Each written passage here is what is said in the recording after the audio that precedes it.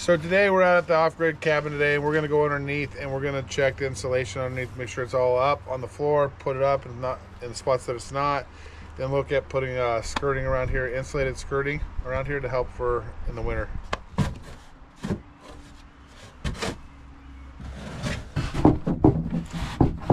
What you got going on here? Oh, there it goes. Huh?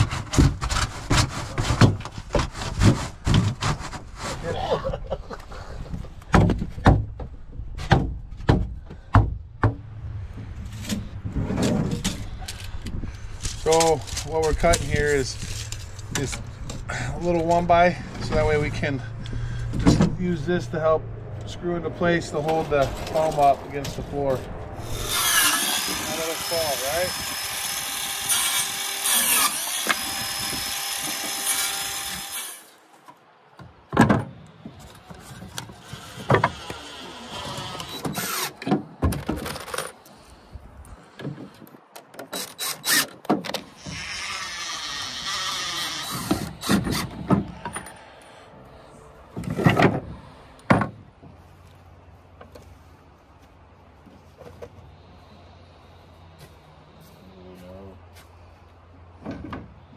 Staircase there, bud?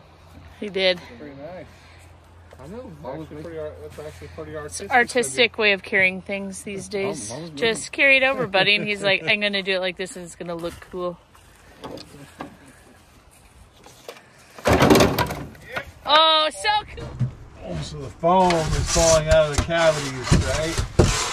And the floor joists, we got to get these put back in there. Something that's held up so they don't fall back out, and that's the issue we're going to have. Hold them up in place. All right. We got a plan? Yeah. You get it up? Yeah. Oh, give me a board for what? Board? And? Alright, make sure you put it on this side. Yeah. Can you get to it? Yeah, let's turn the balls out of my knee.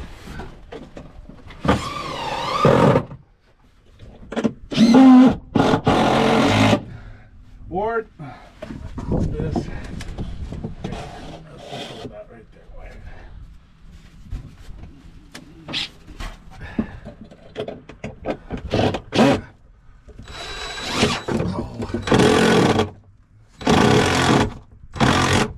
Get it? I don't even know how. Yeah, boy, that's what I want to see. Oh, see, you're better than me, what? You're better than me.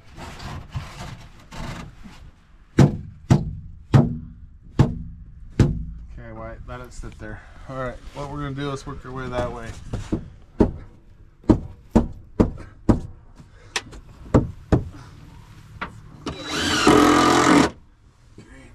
I can't reach that.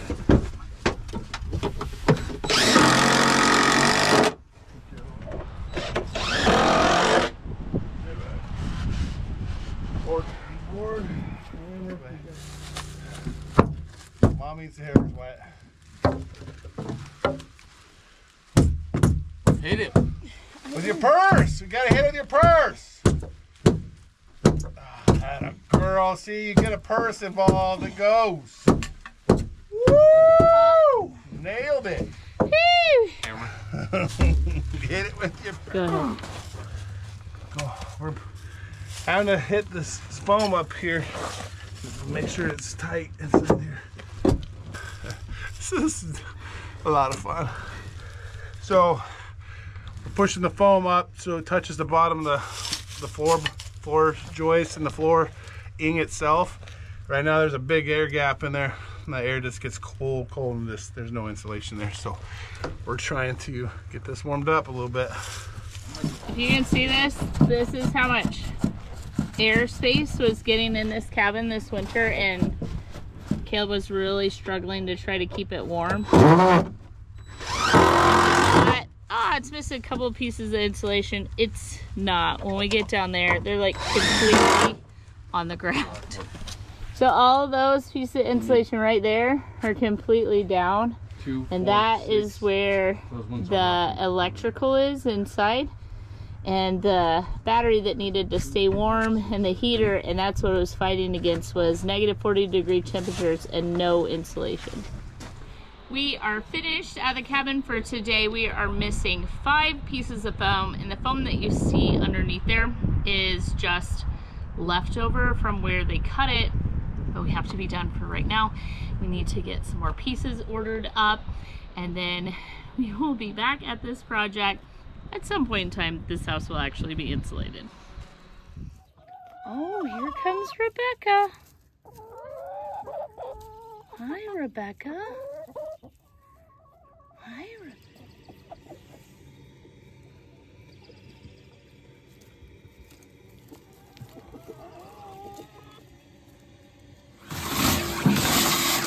Sir, living on my boat.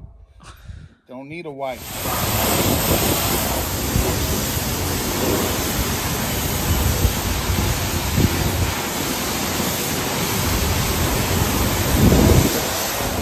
is gonna dump water on me. Yeah, that doesn't dump it out. And you wanted me to change my shoes? It's just water.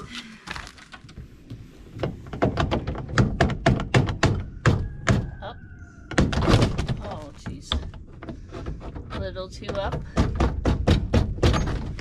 Ew, I don't like it. In. Get it. There you go. Perfect. Over winter, we store the boat. The neighbors actually have an awning that they let us put it under, and so it didn't get all full of snow and destroyed. But we take all of this off, and it is extremely difficult to get all this back on. But as you've seen, it's already been pressure washed and cleaned and getting it ready to hit the rivers. Well, now we need. Alright, so let me go get those side pieces while you work on that.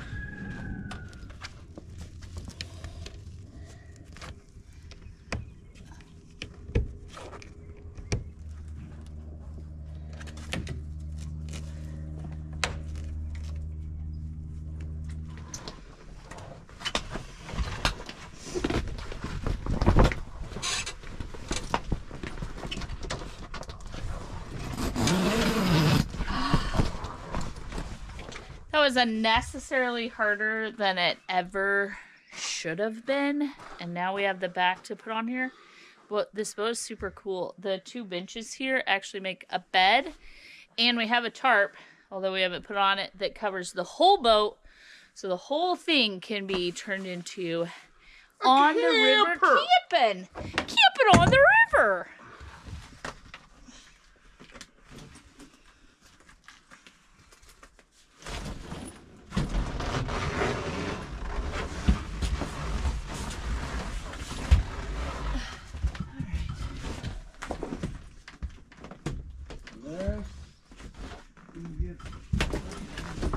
You're missing a button over here. I know.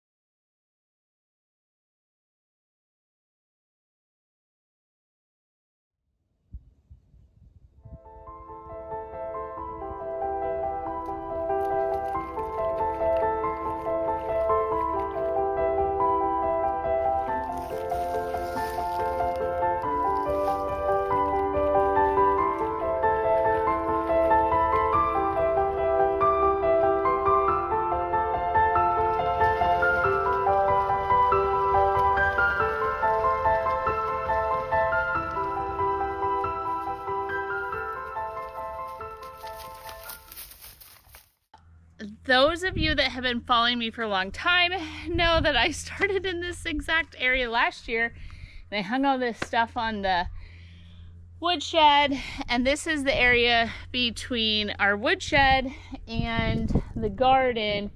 We really want to get it super cleaned up this year It's where over the winter time I store all the excess garden things that don't need to necessarily be taken inside and put in the basement. And so, whoo, doggy, that thing under the weight of the snow or something, it had fallen. So I got everything re-screwed in, put up there.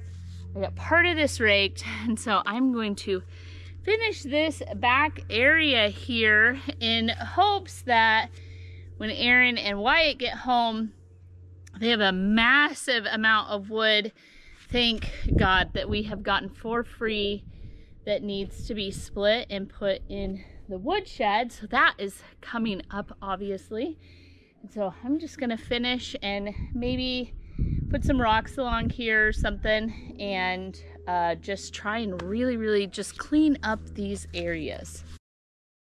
So what you see behind me is the goals for this year, and I kind of want to remind or show you for the first time where everything began around here. When we got here to the homestead for the first time, what had happened was all of the land that the garden, the chicken coop, and so on was cleared for a new septic, and that was unbeknownst to us. It was never disclosed to us during the closing process or while we were under contract that any of that work would be done. So when we showed up to a great big disaster, we have been spending the last couple of years trying to clean up and build each one of these sections. With all that said, we choose a different section every single year that is going to be the goal for that summer. What can we actually get done? And truthfully, we've gotten a lot done. The first year we built the chicken coop. The chicken coop is a 16 by 16 foot building that is insulated and finished inside, and it is incredibly beautiful, but it was a long, tedious process of building that coop. And so last year's biggest project was this massive garden, and it grew phenomenally. I am very impressed with not only my ability to stick through, but what I learned in school, applying that knowledge and growing a fantastic garden. Right behind me is the barn. What had happened in that fall is we had cleared 2 areas. One for the shop, which we're really having a lot of issues with the dirt. So we're not sure if the settling is complete enough for us to build this year, or if we have to wait. We know that both of our neighbors to build shops had to wait 2 years after clearing the land to get the settling where it needed to be. This area behind me originally was cleared for the greenhouses. That was the dream. The greenhouses would be there and overlook the garden, that overlooked the chicken coop, that overlooked the lake. As things happen, as they typically do, I found the cow, or the calf rather, that I had been looking for several years. Since before we even came to Alaska, I wanted a miniature Jersey cow to be our dairy cow. I actually found her. There's very few of those in the state of Alaska. And when I found her, I knew in my heart that she was mine from the very first time that I laid eyes on Peaches. And so Aaron built me this beautiful, fantastic barn that, yes, he really did design off of, I think it was 6 dots on a piece of paper. That was a huge undertaking, and we did give up that land in order to have the dream, the cow, which meant that the greenhouse needed to be moved. As it sits right now, we have one of the 2 greenhouses up. The other one will go directly behind me, facing that one. That is not where they are going to end up. Why not? Because when it became spring, all of the runoff that went there was too much mud. Now that it is later spring, heading into summer here. It's dried out enough that I can do the greenhouses up there, but we need that lane that they will be on in order to do winter clearing for the cow, which means the greenhouses had to be moved. Is it? Yes, I could put them right here between the cow and the garden, and that would have been fine, except for the fact that this may sound silly. When I'm in the garden, I want to actually be able to see the chickens, and I want to see peaches. So I don't want something that's in between me and the things that bring me the greatest joy. That means this area has to get cleaned up.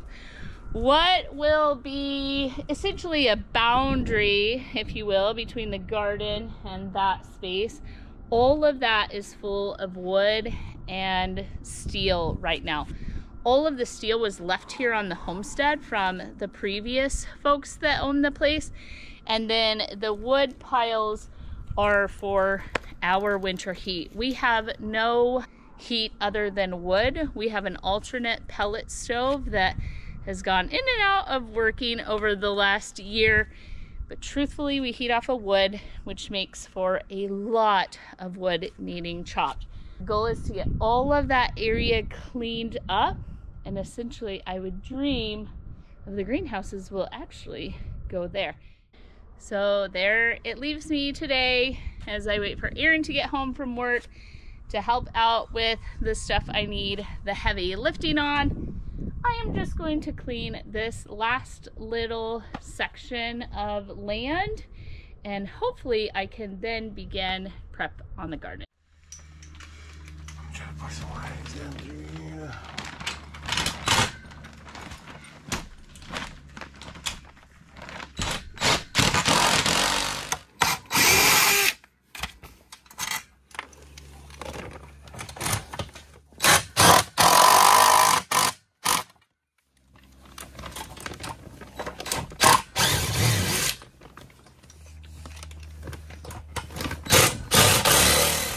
Aaron made it home to help me. He already hammered all of the rebar in, and now what we're doing is actually building a little retaining wall next to the greenhouse to hold the garden back. Well, I wanted to stagger the seams. So smart. One more.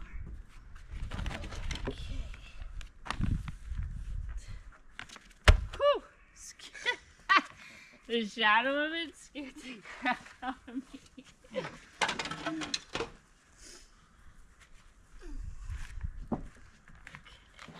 My God, Willow. Alright, that should work.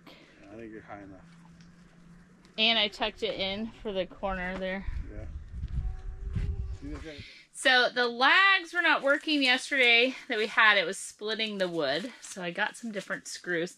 And then we didn't have anything this size for these poles in the greenhouse. See how that just moves around? It's a little free floating. And we want to anchor it down to the frame. We used big lags on the four corners, but I have 3 of these posts on each side. So today we got a 5/16 by 1.5 inches. So they don't need to be super duper long, anything like that, because it's just going through the 2x6. So I'm gonna get this thing finally secured down. We think we're gonna put a couple of sandbags on the 2x6 to help hold all of it down. However, I don't get a bunch of wind where I'm at. In fact, we almost never feel the wind. Of course, it's a little bit windy here, but nothing that should be able to rip this out.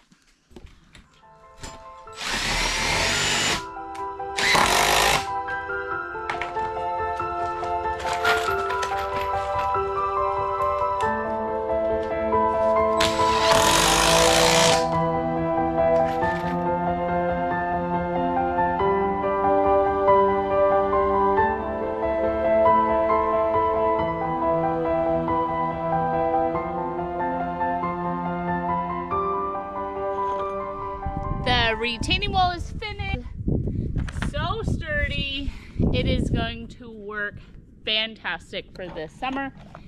And then other than I had to get some decking screws, all of that lumber was free. So good morning, friends. We are back here in the kitchen. What I have going on is there are still way too many eggs. I washed 10 dozen eggs yesterday and put those in the fridge. Aaron has figured out his favorite egg recipe, and so this morning I thought I would use up a bunch of leftovers in the fridge as well as a bunch of eggs and not go to the store, not have to buy anything. So we're gonna use up some farm fresh eggs and make quiche. Just getting started here. I have some bacon that was in the fridge. One of the things Aaron and I have been doing is trying to clean out our freezers before we refill them in order to save some money and also to make sure that everything that we're keeping stocked up in the freezers is also fresh. So fresh in, fresh out. And so we have been just using stuff up. So about half a pack of bacon, we're gonna make 2 quiche. Just a little dice on there, get it going in the cast iron. Aaron made those beans the other day and he had found this ham in the freezer, and so he had kind of chunked it up, and now I'm going to dice it even smaller, and we're going to use this as well. No one seems to be eating it. I've ate it for breakfast a couple of days, just slices with eggs, but it's not getting ate through quick enough, so I think ham and bacon and some vegetables will be great. So I'm haphazardly putting a dice on this ham. So I have 2 cups of flour here and some salt, and we're going to get going on the crust, the pie crust. And so to the 2 cups of flour, I'm gonna add about 12 or so, how much is this? 8 ounces of very cold butter. Uphill both ways. He's joking.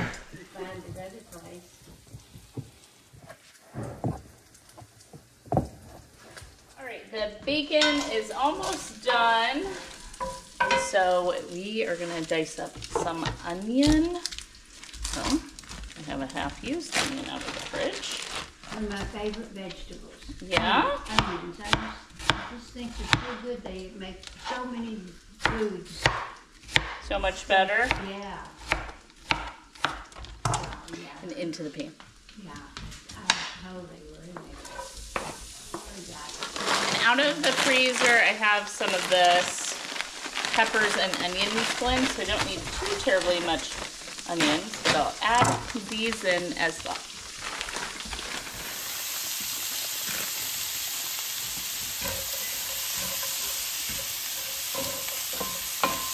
And now we're gonna go in with the ham.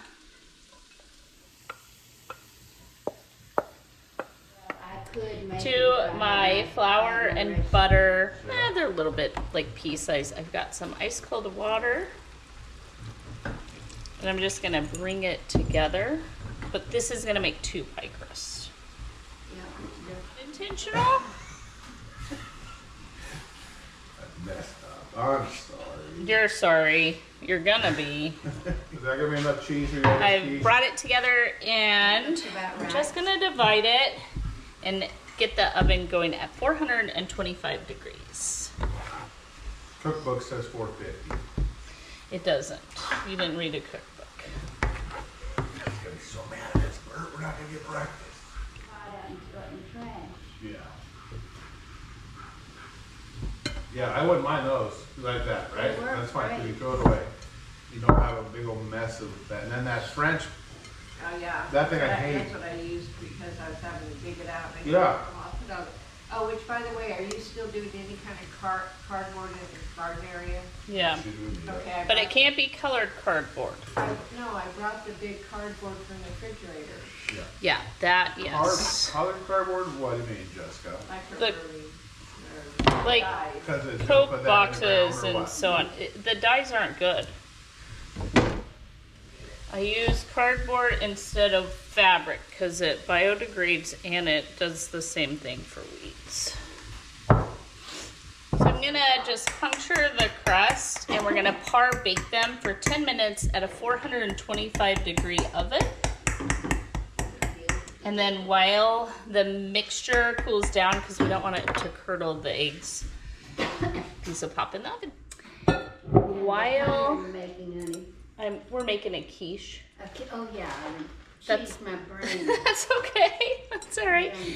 We're still making the quiche. So we're going to do a dozen eggs for 2 of them, or half dozen, 6 eggs for 1. These are yesterday's eggs. Like I said a little bit ago, I already washed and put in the fridge 10 dozen eggs yesterday. I saw them piled up there. Massive. Massive mound.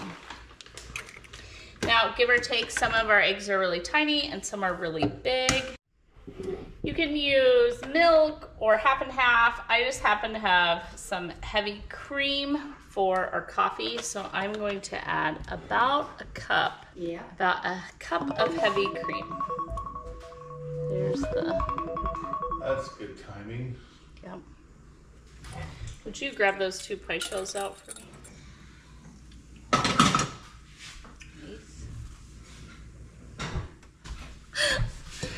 All right, whisk up the egg.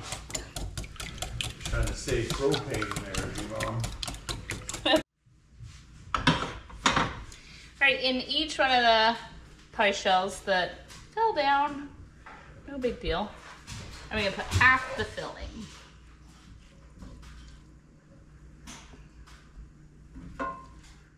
So then I'm gonna divide the egg mixture, and because the crust fell down, it's gonna be a little bit of a mess, but we're gonna be fine. And then Aaron shredded me up a bunch of cheese. I'm gonna top it. And then back in the 425-degree oven for about 20 to 25 minutes. They won't be perfectly beautiful, but they will be good. We got 3, 4, 6, 1 ones. Oh man, That was a good try. 4 on 1. yeah.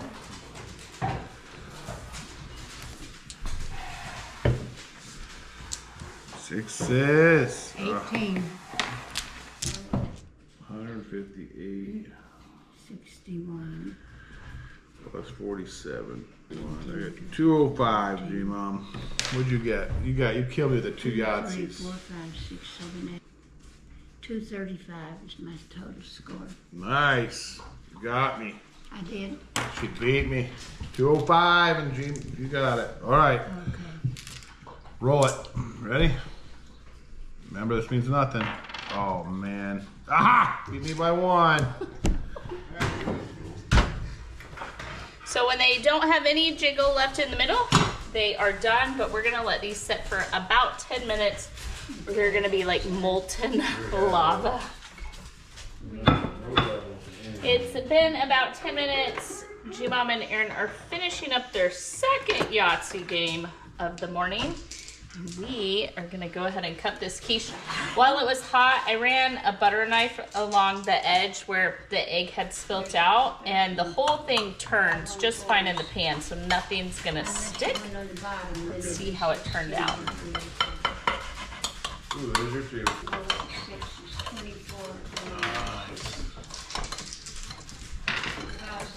want to get my bonus. 2. Look at that. Perfect. Looks beautiful. One of the best parts about the quiche is they freeze really, really well. So I'm gonna freeze little chunks of it for my grandmother when she and I have breakfast together.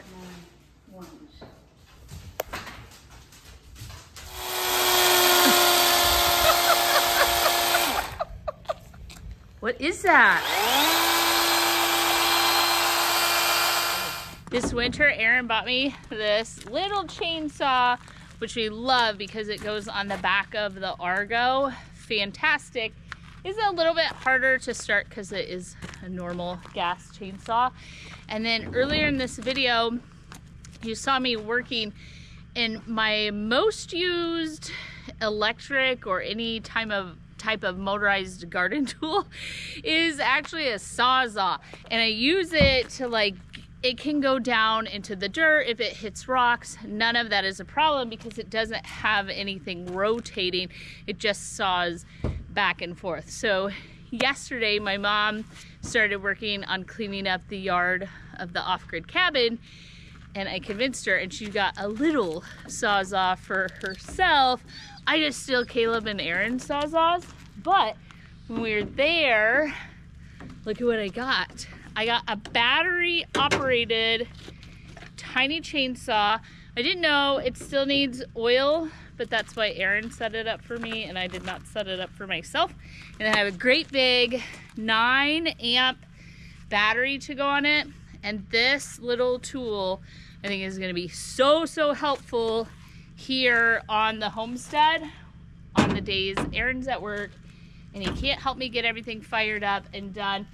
But I think this is gonna be great. Obviously you cannot stick this down in the dirt and deal with the roots and the low stuff, but it's definitely gonna help with the limbs and the upper high things. And if I can figure out how to use it, it may be really good for my mom at the cabin as well. So.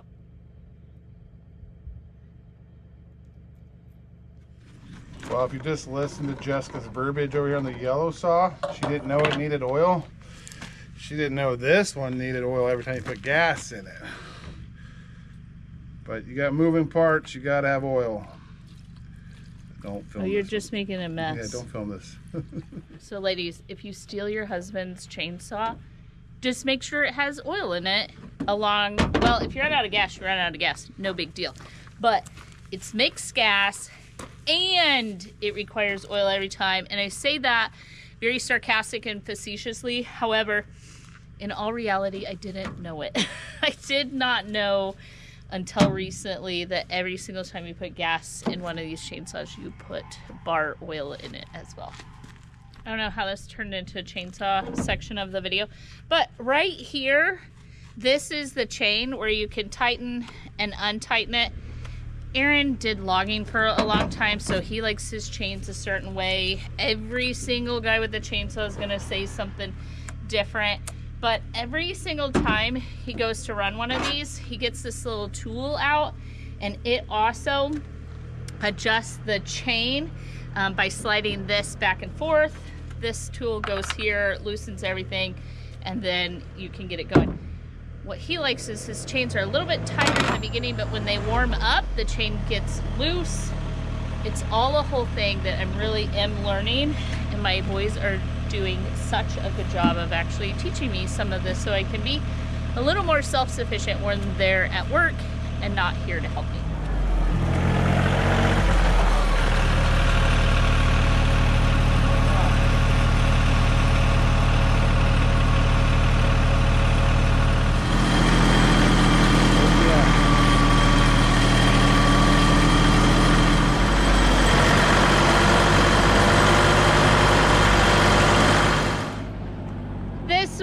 Right before a big storm, we came and knocked down everything that was going to fall anyway and just pushed it off to the side and left it for the winter. And now we get to clean up our driveway.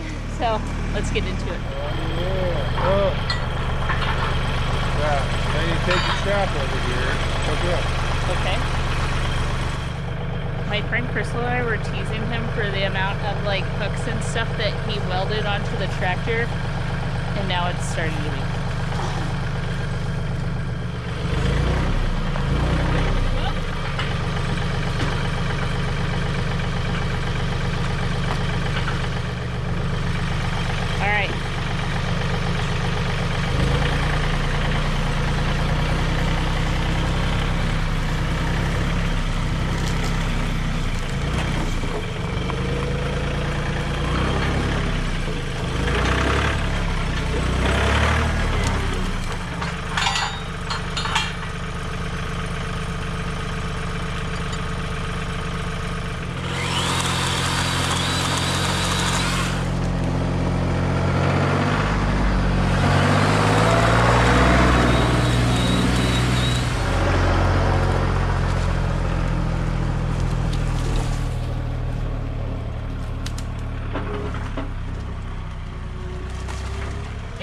Lou, come.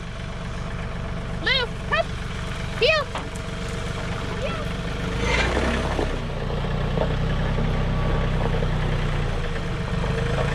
Oh, those little ones on or not?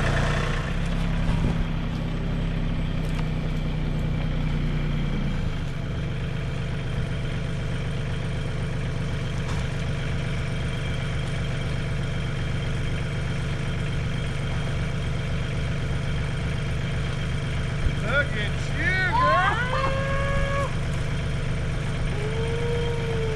Mamacita! Alright, let's go.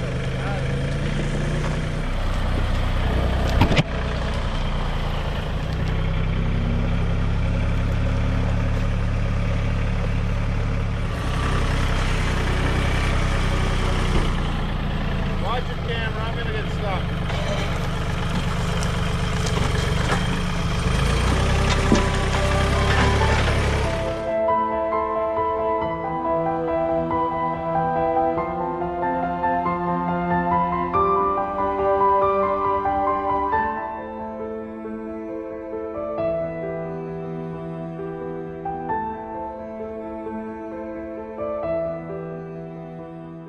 Here he comes.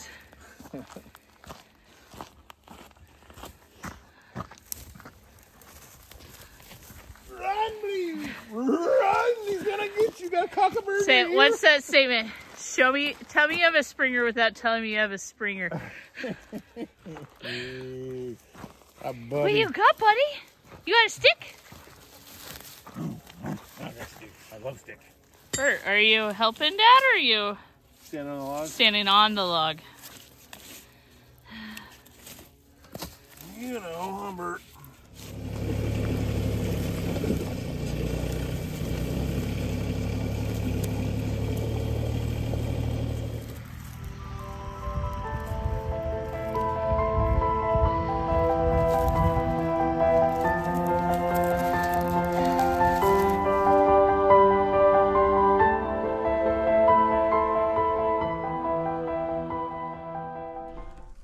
All right, we still got a ton of cleanup to do. Hope you guys stick around. See you on the next one.